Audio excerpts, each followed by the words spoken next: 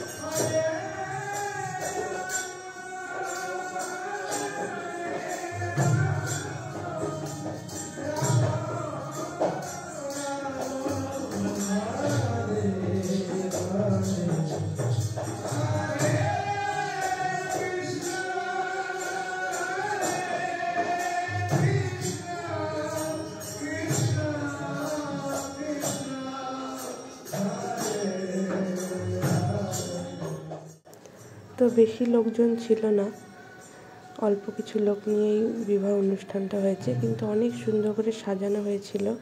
পুরো রাজাপুরের মন্দির, শ্রীমন্তিনী মহাপুর মন্দির অনেক সুন্দর করে সাজানো হয়েছিল। তো আপনারা দেখতেই পাচ্ছেন। তো অনেক সুন্দর প্রসাদেরও ব্যবস্থা ছিল। তো অনেক দিন পরে আমরা রাজাপুরে এসেছি, জগন্নাথকে দর্শন করে অনেক ভালো লেগেছে। তো আবার দেখা হবে পরের ভিডিওতে। সবাই ভালো থাকবেন, সুস্থ থাকবেন এবং এই গরমে বেশি করে জল খাবেন। হরে কৃষ্ণা।